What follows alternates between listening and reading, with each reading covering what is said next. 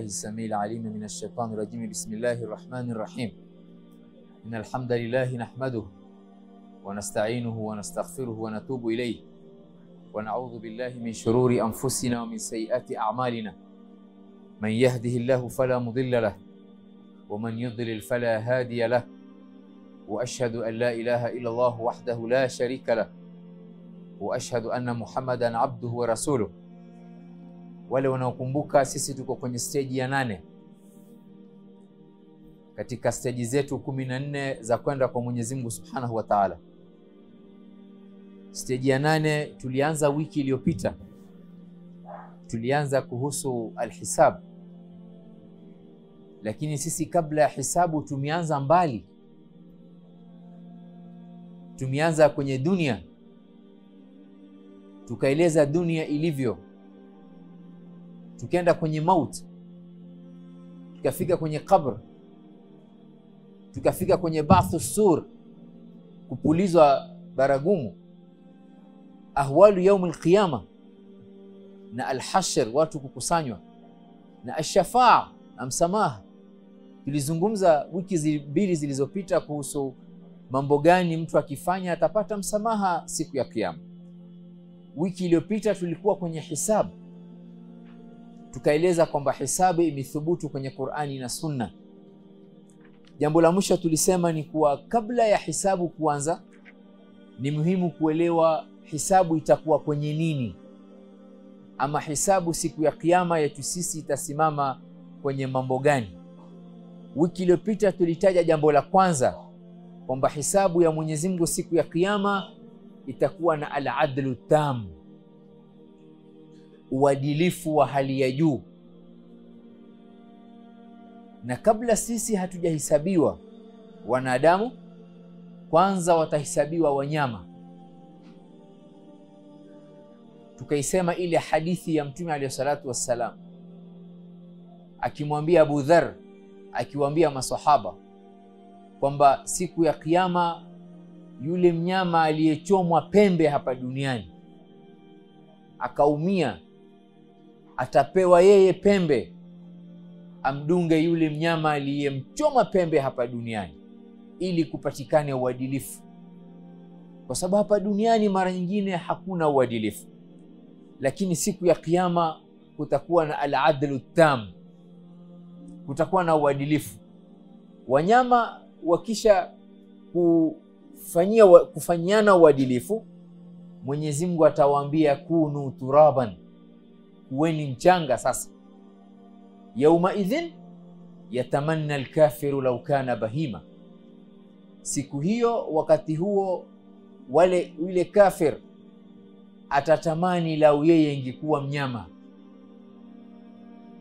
Wayaqulu alkafiru ya laitani kuntu turaba, ni kwa sababu ataona kwa macho yake kwamba wanyama wamekuwa mchanga.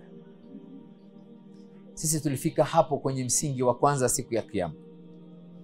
Msingi wa pili siku ya kiyama, kabla ya hisabu, ni muhimu kuelewa hisabu itakavyokuwa.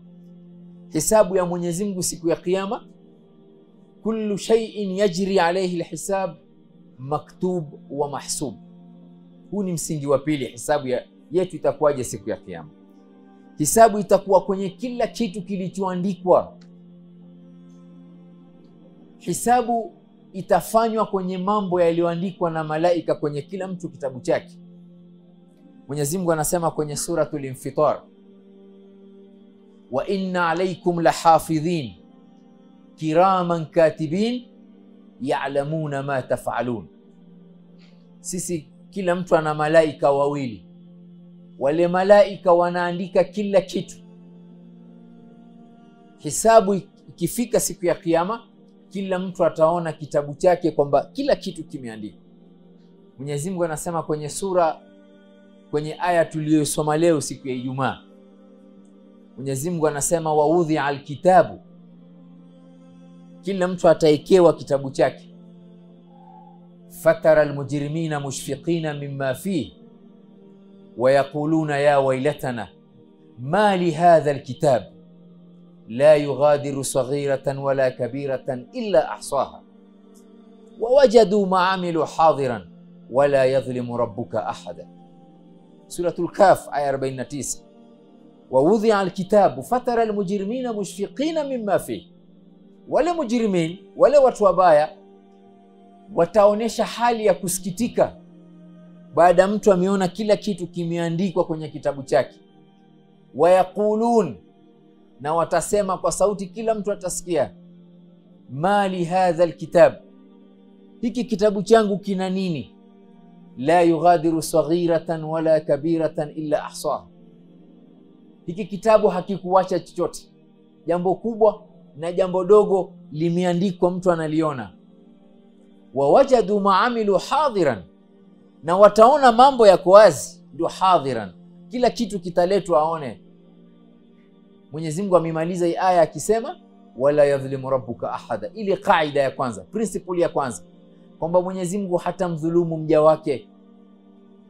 Kwa hivyo sisi hisabu yetu siku ya kiyama ni kila kitu ambacho kwamba kimeandikwa. Wanavyoni wanasema kwamba wale malaika Raqib na Atid wanaandika kila kitu ambao kina thawabu na kina iqab. Kila kitu ambacho kwamba kina thawabu ndani yake kina na punishment ndani yake.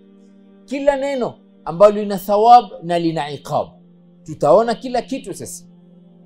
Lakini wala yadhlimu rabbuka ahada. Jambo la tatu, hisabu siku ya kiyama, Mwenyezi Mungu ashaandika la taziru waziratun wizra ukhra. Hisabu yetu itafanywa kwa msingi huo, kwamba itakuwa kwenye mambo aliyofanya mtu binafsi, wala hatabebeshwa makosa ya mtu mwingine.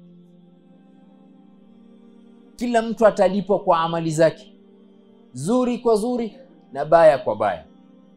Amali zake mtu binafsi, hata kama yeye ana wazazi, hata kama ana watoto, hata kama ana rafiki, lakini siku ya kiyama ni hisabu yake, kitabu chake peke yake. Si tulisema kwamba mtu siku ya kiyama ataitwa kwa jina lake na la baba yake, hata kama majina yanafanana, la mwenye kuitwa na baba, nitajua kwamba ninaitwa ni mimi, hata kama jina langu linafanana na mwingine. Nitajua tu kwamba mimi ndiye ninaitwa, mimi peke yangu. Mwenyezi Mungu anasema kwenye Qur'ani, wa yatina yawmal qiyamati farda, kila mtu atakuja peke yake kwa hisabu mbele ya Mwenyezi Mungu Subhanahu. Mwenyezi Mungu anasema suratul Isra, wa kulla insanin alzamnahu ta'irahu fi 'unuqihi wa nukhriju lahu yawmal qiyamati kitaban yalqahu manshura iqra kitabak kafa binafsika alyawma alayka hasiba. Mwenyezi Mungu anasema kila mtu, kula insanin alzamnahu ta'irahu fi 'unuqihi, tutamfungia jaza yake. Ta'iri na maana jaza yake, malipo yake. Fi 'unuqihi, kwenye shingo yake. Wa nukhriju lahu yawma alqiyamati kitaban yalqahu manshura, na atapewa kitabu chake ashafunguliwa, aambiwa iqra kitabak, soma mwenyewe kitabu chako. Mtu huyo hata kama duniani hakusoma wala kuandika, kwa sababu siku ya kiyama ni alamul barzakh, ni alamu ya akhira. Alamu ya akhira utajua kusoma. Iqra kitabak kafa binafsika alyawma alayka hasiba, wewe mwenyewe utajihisabu utakapokuona kila kitu kiko wazi. Mwenyezi Mungu anasema man ihtada fa inma yahtadi li nafsi, yule atakayekufuata hidayah hapa duniani anajifanyia kwa nafsi yake. Ndio la taziru waziratun wizra ukhra, hakuna kulazimishana hapa duniani. Faman shaa falyu'min wa man shaa falyakfur. Man ihtada fa inma yahtadi li nafsi wa man dhalla fa inma yadhillu alayha, na yule ambaye kwamba atakubali dhalal, upotevu, hiyo itakuwa ni shauri yake, amekubali kufuata upotevu. Wala taziru waziratun wizra ukhra, wala hakuna mtu atabebeshwa makosa ya mwingine. Wama kunna muadhibina hatta nab'atha rasula. Mwenyezi Mungu anasema sisi hatumwadhibu mtu mpaka baada tumemsimamishia hoja, ametumilizwa mtume. Hatta nab'atha rasula, Mtume atakuja atakuonyesha wahi, hili linafaa na hili halifai. Mtu yeye mwenyewe ni shauri yake kufuata. Mtume alipokuja na da'wa, aya ni zile zile mtume aliyomsomea Abu Bakar aliyemsomea Abu Jahl. Aya ni zile zile aliyosomewa Umar aliyosomewa Abu Lahab. Aya ni zile zile aliyosomewa Ali bin Abi Talib aliyosomewa Al-As ibn Wa'il. Aya ni zile zile aliyosomewa Abu Dharr na Bilal na Ammar na mwingine ndio aliyosomewa Al-Mughira ibn Shu'ba, Ubay ibn Khalaf na wengineo. Aya ni zile zile, lakini hawa walikubali da'wa wakafuata na wengine wakakataa. La taziru waziratun wizra ukhra. Na hidayah inatoka kwa Mwenyezi Mungu, uongofu unatoka kwa Mwenyezi Mungu, si mtu ujanja wake wala akili yake. La, ile hidayah inatoka kwa Mwenyezi Mungu. Ndio katika majina ya Mwenyezi Mungu kuna jina Al-Hadi. Sisi tulipozungumza majina ya Mwenyezi Mungu miaka 2 iliyopita, jina tulieleza darasa 2. Hidayah ya Mwenyezi Mungu inakuwaje kwetu sisi wanadamu? Si ukituona tunaswali, tunafunga, tunakwenda Maka, tunaenda haji, tunaenda umra, tunafanya dhikar, ni hidayah kutoka kwa Mwenyezi Mungu. Mtume alikuwa na rafiki yake, jirani yake kabisa. Dawa ilipokuja fresh, Mtume akamfanyia dawa huyu bwana, na alikuwa karibu asilimu atamke shahada, lakini Abu Jahli akamdanganya, akamwambia wewe humjui Muhammad ni mrongo, usimfuate. Bahati mbaya huyu bwana akamsikiliza Abu Jahli, na Mtume ni jirani yake, akafariki katika shirk, katika kufr. Hakumwamini Mtume alayhi salatu wasalam. Siku ya kiyama atakapokuonyeshwa ikra kitabak, soma kitabu chako, Mtume alikufanyia dawa, atauma vidole vyake vyote vya mikono miwili kujuta. Wa yawma ya'adhu adh-dhalimu ala yadayhi yaqulu ya laitani ittakhadhtu ma'a ar-rasuli sabila, mimi natamani ningemfuata Mtume. Laqad adhallani ani dhikri ba'da idh ja'ani, huyu Abu Jahil alinipoteza baada ya dhikri minijia Mtume jirani yangu. Mtu wa kawaida, mtu akijuta anauma kidole kimoja, lakini huyu bwana ala yadayhi atasema ya laitani lam attakhidh fulanan khalila, natamani singemfuata Abu Jahl. Laqad adhallani, ndio alinipoteza huyu. Sasa tutaona kila kitu wazi sasa, na jambo hili la kuwa hidayah inatoka kwa Mwenyezi Mungu. Mtume alijaribu sana ami yake Abu Lahab Abu Talib awe Muislamu, kwa sababu Abu Talib alisimama na Mtume kipindi kigumu sana kwenye maisha yake, kipindi ambapo kwamba Mtume alikuwa anahitaji mtu wa kumtegemea. Ndio Mwenyezi Mungu akamtarishia Mtume watu wawili, Bi Khadija na Abu Talib. Abu Talib alikuwa akimhifadhi Mtume nje ya nyumba yake, na Bi Khadija anamhifadhi Mtume, anampa moyo ndani nyumbani kwake. Abu Talib lakini hakutamka shahada, vile vile alisikiliza maneno ya Makureshi. Mtume akajaribu sana mpaka mwisho Mwenyezi Mungu anamwambia Mtume, innaka la tahdi man ahbabta walakinna Allah yahdi man yasha. Wewe ushafanya wajibu wako, hakukusikiliza, basi hidayah inatoka kwa Mwenyezi Mungu. Na mtu akitafuta ile hidayah, Mwenyezi Mungu anamsahilishia ile hidayah. Mtu akitafuta, Mwenyezi Mungu humsahilishia, akaletwa mtu wa kumuongoza, pata mtu wa kumwambia, mtu wa kumleta msikitini, mtu wa kumuonyesha barabara na mfano wake, iko yeye mwenyewe mtu ametaka.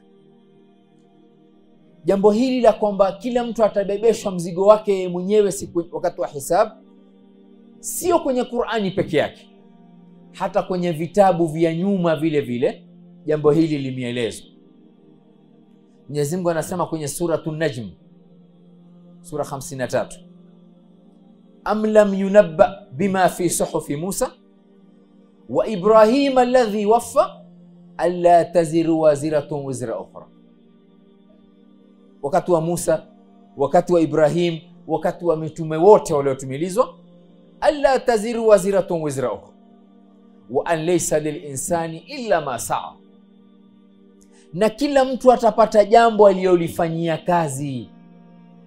Wa anna sa'yahu sawfa yura, na ile kazi yake itaonekana. Thumma yujzahu aljazaa alawfa, na mwisho atapata malipo yake kamili. Na ndio Mwenyezi Mungu kwenye Qur'ani akizungumza masala mtu kujitolea kwenye ibada ametumia neno sa'i, wa laysa liinsani illa ma saa. Na fuata aya za sa'i kwenye Qur'ani zote ni hivyo, kutafuta amali, kutafuta thawabu ni kwenye sa'i. Inna sa'yakum la shatta, amali zetu haziko sawa sawa, ziko tofauti. Na ndiyo hikma ya Mwenyezi Mungu Subhanahu wa Ta'ala akaweka kwamba kuna as-sa'yu baina Safa wal Marwa. Watu wakienda Maka, wakienda haji, kuna sa'i baina Safa na Marwa. Ile sa'i baina Safa na Marwa ina mafunzo makubwa sana kwetu sisi kwenye maisha. Bihajar, hii sa'i imetoka kwa Bihajar, mama yake Ismail. Ilipokuwa Ismail ni mtoto mdogo anataka kunyonya, hakuna maji, Bihajar ndio ukawa anakimbia baina ya majabali mawili, Safa na Marwa. Na siku hizo sio tiles leo, wala kuna stima, wala kuna maji ya Zamzam utakunywa ukichoka. Kwenye mawe ya Maka, kwenye mchanga wa Maka unamchoma miguu Bihajar. Lakini alikuwa akifanya sa'i baina Safa na Marwa akitafuta maji. Yeye alikuwa anasimama kwenye jabal la Safa akiangalia pengine ataona msafara aende aombe maji. Hakuna, haoni kitu. Anakimbia anakwenda kwenye jabal la Marwa, anaangalia, hakuna kitu. Nabii Hajar hakujua kwamba baada ya mara 7 ndio kutachipuka maji ya Zamzam. Bihajar hakujua, alikuwa tayari kwenda zaidi ya mara 7. Bihajar alikuwa yuko tayari, lakini baada ya mara 7 ndo akasikia maji inachipuka kwenye Kaaba. Ndo akaenda akafuata maji, akaona ni Zamzam. Maana yake nini? Mwenyezi Mungu anataka kula na anayekwenda kwenye sa'i baina Safa na Marwa ajue kwenye haya maisha ni lazima kutafuta. Kama Bibi Hajar alivyotafuta maji kwa mtoto wake, ndio thawabu mtu anatafuta, ndio maisha mazuri mtu anatafuta, ndio kazi inatafutwa, ndio watoto wanatafutwa, kila kitu, pepo inatafutwa, hisabu ya siri inatafutwa, Lailatul Qadri inatafutwa, adhkari kila kitu kwenye maisha. Ndio maana sisi tunaekewa sa'i tangu wakati wa Bihajar mpaka leo, kabla al-Kaaba haijatengenezwa. Kwa sababu Ismaili akiachwa pale ilikuwa hakuna al-Kaaba. Bado Ibrahim kuja masala kujenga al-Kaaba, Ismaili mdogo. Ibrahim amekuja kumwambia Ismaili tujenge al-Kaaba baada ya safari yake ya 3 Makka. Amekuja mara kadhaa.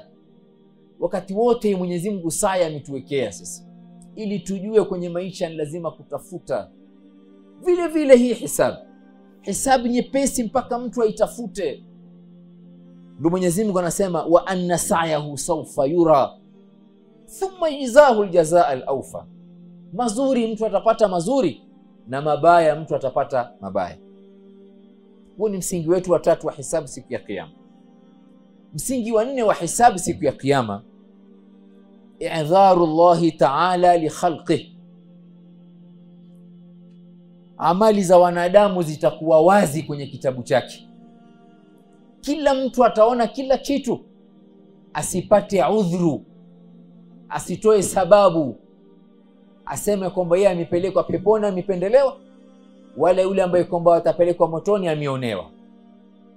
Mwenyezi Mungu atamuonyesha kila mtu kila kitu, amali yake, ili mtu akose udhuru wa kusema.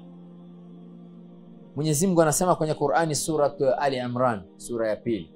Sisi tulisema darasa 3 zilizopita, na faida tu nataja kwa faida kwamba sura 2 hizi, Ali Imran na Al-Baqara, ama Al-Baqara na Ali Imran, zitakuja siku ya Kiyama kaannahuma ghamamatani au ghayayatani, kama kwamba ni mawingu mawili yatakuja kumuombea msamaha anaisoma Al-Baqara na Ali Imran hapa duniani.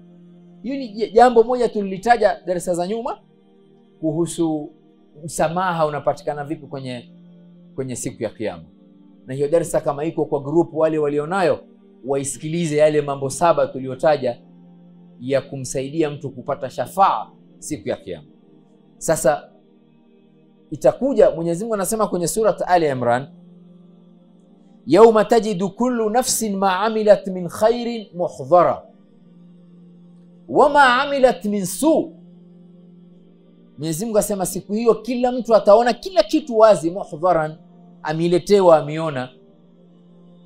Ikiwa ni sina amekwenda mahali itaonyeshwa, ni amechukua ataona amechukua. Muhdharan, kiko wazi, hadhir, iko hapa karibu na yeye. Wama amilat min su, na jambo baya vile vile ataliona.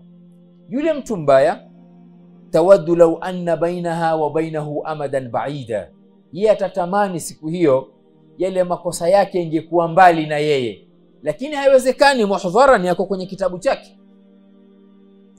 Mwenyezi Mungu anasema wa yuhadhirukumullahu nafsa, na Mwenyezi Mungu anawatahadharisheni na hii kwamba tutaona kila kitu.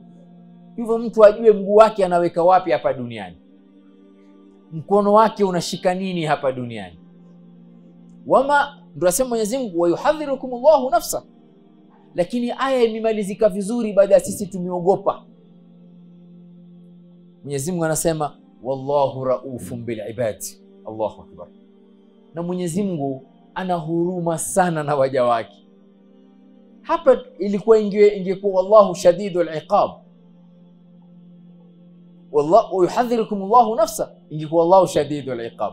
Lakini huruma ya Mwenyezi Mungu iko karibu na sisi. Pamoja na kwamba Mwenyezi Mungu anawatahadharisha wa yuhadhirukumullahu nafsa, lakini mwisho wallahu raufun bil ibad, na Mwenyezi Mungu ana huruma sana na waja wake. Kwa sababu hata kama mtu ataona, Mwenyezi Mungu atatoa msamaha wake vile vile, kama tulivyotaja darasa zilizopita.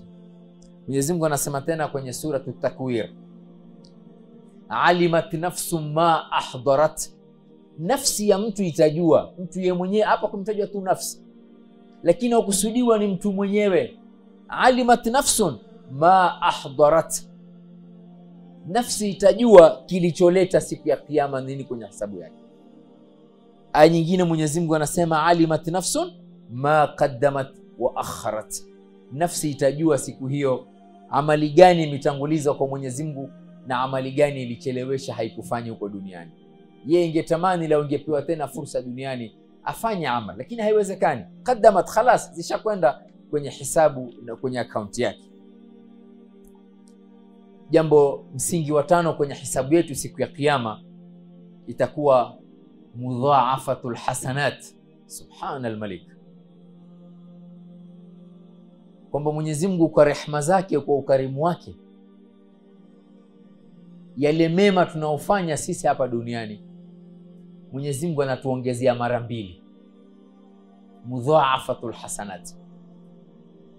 Na hii ni ukarimu wake subhana, na ni wema wake subhanahu wa ta'ala kwetu sisi. Tunafaa tumshukuru Mwenyezi Mungu kwa hili tu, inatutosha kwamba yale mema tunayoyafanya Mwenyezi Mungu anayaongeza mara 2 na mara 3 na zaidi. Mwenyezi Mungu anaongeza mara 10 na anaongeza mara 700 na zaidi ya mara 700. Mwenyezi Mungu anasema kwenye suratul An'am aya 160, man jaa bil hasanati falahu 10 amthaliha. Yule aliyefanya wema mmoja Mwenyezi Mungu anamuongezea mara 10. Kwa mfano, umemvukisha kipofu barabarani, umechukua nusu dakika pengine ama sekondi tu kidogo, hii ni hasana mtu alifanya. Akamshika kipofu barabara, akamvukisha upande, akamwacha, falahu 10 amthaliha, atalipwa mara 10 sawa sawa na thawabu zake. Amemvukisha yule kipofu mara 10 kwenye barabara, ni alifanya mara moja tu. Mtu akatoa sadaka atapata falahu 10 amthaliha. Wa man jaa bisayyi'a, hapa ndio kunajitokeza ukarimu wa Mwenyezi Mungu.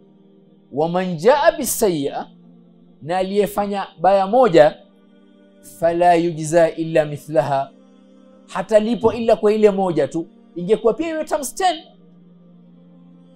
lile baya pia iwe mara 10, lakini la ilaha illa Allah subhanahu wa ta'ala kwa ukarimu wake na rehema zake ametulipa mazuri kwa mara 10, lakini baya ni kwa moja. Tena Mwenyezi Mungu anasema wahum la yudhlamun, na hakuna atakaye kudhulumiwa. Sisi tunataka nini tena? Hii inatutosha sisi kuinua mikono kumshukuru Mwenyezi Mungu kwa hii mudhaafatul hasanat, kwamba mtu atalipwa mara 10 ule wema aliyofanya. Ramadhani hii imekuja, mtu akataka kufungua tu saumu, akatafuta mtu akampa maji ama akampa tende, mara 10 anapewa. Ama iftar, wewe umempatia tu mzigo mmoja tu, lakini Mwenyezi Mungu atakuandikia wewe umempatia ule mzigo mara 10, wewe umefanya mara moja tu. Man jaa bil hasanati falahu ashru amthaliha, aya hii. Wa man jaa bis sayyi'a fala yujza illa mithlaha wa hum la yudhlamun. Aya nyingine Mwenyezi Mungu anasema man dha alladhi yuqridu Allah qardan hasanan, nani yuko tayari kumkopesha Mwenyezi Mungu? Nani ataweza kumkopesha Mwenyezi Mungu? Hakuna.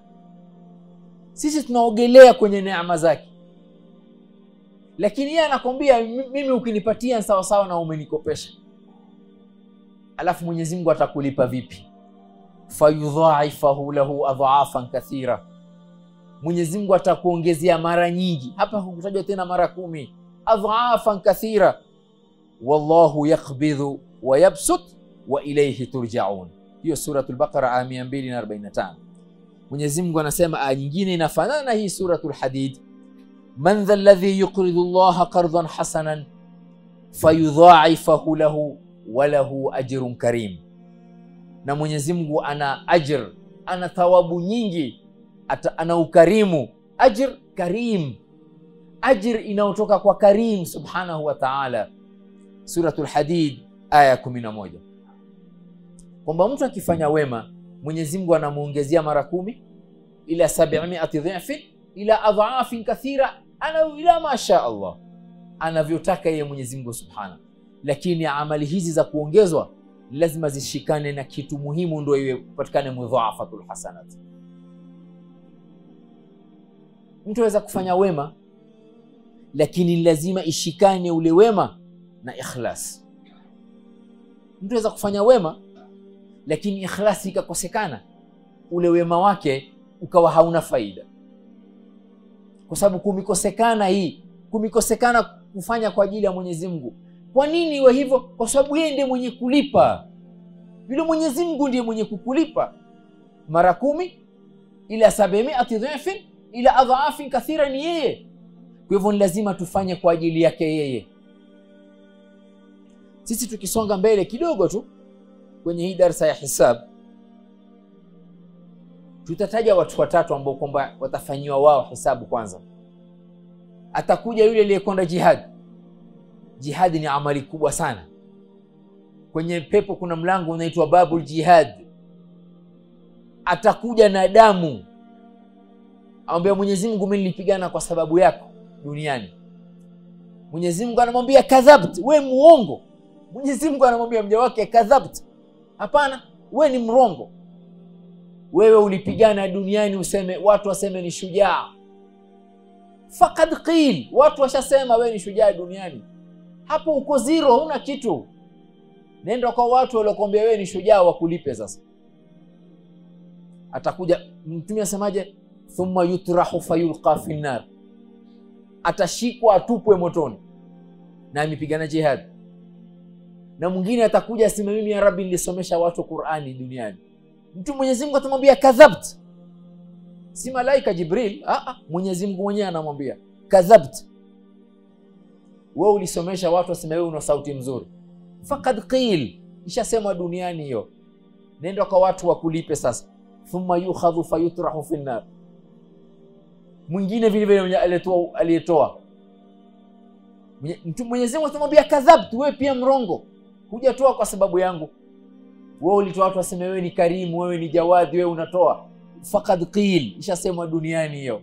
hapa dunia, hapa akhira huna kitu. Nenda watu wakulipe sasa. Wote hao watawekwa motoni. Na wamefanya hasanat kubwa, lakini kwa sababu zile hasanati zao zilikosa ikhlas, zilikosa kufanya kwa ajili ya Mwenyezi Mungu Subhanahu, waliwafanyia watu, na watu ndio watakuwa wenye kulipa hapa duniani. Kule akhira mtu hana kitu. Ni wangapi Mwenyezi Mungu anasema kwenye Qur'ani, waqadimna ila ma amilu min amalin faja'alnahu haba'an manthura. Suratul Furqan. Mtu amefanya amali nyingi lakini sawa sawa na vumbi, haina uzito. Ile amali zao hazina uzito, haziwezi kuwekwa kwenye mizani. Sisi stage yetu ikitoka hesabu tunaingia kwenye mizani, stage ya 9. Tutaona mizani zilivyo siku ya kiyama. Tutaona mizani, amali gani itawekwa kwenye mizani na amali gani haifai kuwekwa kwenye mizani. Huyu vile vile amikosa ikhlas, amali yake ikawa haina faida yoyote, hakufanya kwa ajili ya Mwenyezi Mungu Subhanahu wa Ta'ala. Kwa sababu ya wakati itabidi nisimame hapo. Ijumaa inayofuata nitataja amali ambazo ndio Mwenyezi Mungu amezisema kuwa zinaongezwa. Mimi hapa nina amali 4 peke yake. Amali 4 hizi la mtu atafanya ndio yudhaafu lahu, anaongezewa. Amali 4 hizi amali nitakuja kuzitaja wiki inayofuata insha Allah Taala. Rabbana taqabbal minna innaka antas samiul alim wa tub alayna innaka antat tawwabur rahim. Rabbana la tuzigh qulubana ba'da idh hadaytana wa hab lana min ladunka rahmatan innaka antal wahhab. Allahumma hasibna hisaban yasira. Allahumma hasibna hisaban yasira. Allahumma hasibna hisaban yasira. Subhanakallahumma bihamdik ashhadu an la ilaha illa ant astaghfiruka wa atubu ilayk.